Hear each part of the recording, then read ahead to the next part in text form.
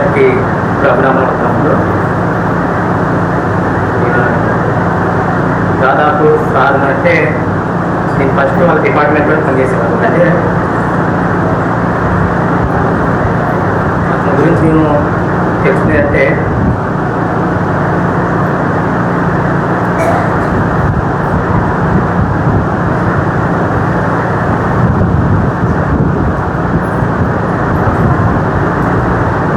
Department నేను చాలా 10 ఏళ్ళ నుంచి నేను పనిచేశాను.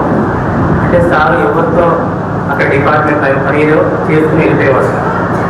ఎవరితో కలిసి అట్లా విధంగా చాలామంది రకరకాలు మాట్లాడేవాళ్ళు, ఏదో చేసేవారు. కానీ నేను ఎప్పుడు చూసినా కానీ ఏది కూడా ఆయన ఎవరితో మరి కూర్చున్నట్లు కానీ ఏదో పని ఉంటేనే కూర్చొని వెళ్ళిపోయేవాడు. అది కూడా నాతో కూడా మనకి వస్తున్నానని ఆ విధంగా కూడా ఉండేవాడు కాదు. ఏదో ఆయన చియాప్ గురించి జూన్లో చియాప్ చేస్తారు, ఎగస్ట్ రొటేషన్ లేదా పేపర్లు సంతకం చేయించుకోవాలి అని మనకు చెప్పేవాడు సార్. అంటే మరి అవన్నీ ఇచ్చేవాడు సార్. అంటే డిసిప్లిన్ ఆయన ఇచ్చేవాడు. అదేవిధంగానే ఇక్కడ కూడా సంఘంలో నాకు దాదాపు అంటే నా వివాహం కావాల్సినప్పటి నుంచి నాకు సార్ తెలుసు.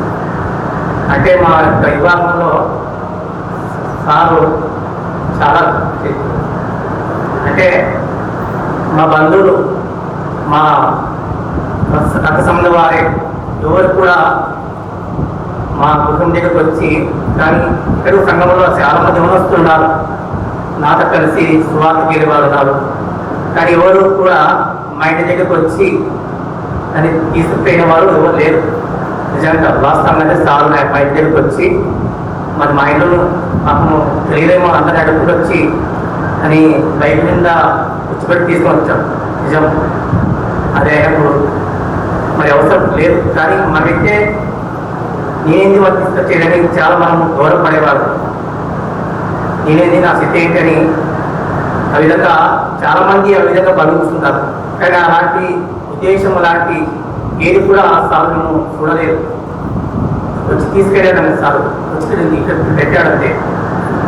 అదే కాదు చాలా రకరకాలుగా మరి మందిర విషయంలో వాటర్ లేనప్పుడు దాదాపు 4 గంటల సమయంలో ఇక్కడ సబ్స్టేషన్లో నీరు కోసము నన్ను చాలా అనేకవారిని పిలుస్తాడు. ఒకసారి నేను మనసులో అనుకునేవారు కాకుండా చూస్తారు ఆయన శిక్షణ కూడా మరి ఎవరి లేని ఎవరి పట్టాన్ని అవన్నీ కూడా పాపం సారు చూస్తున్నాడు కదా, ఇంత తగ్గింపుందో ఇలాగ మనం నేర్చుకోవాలని నేను చాలా మరి ఆ విధంగా అనుకున్నాను.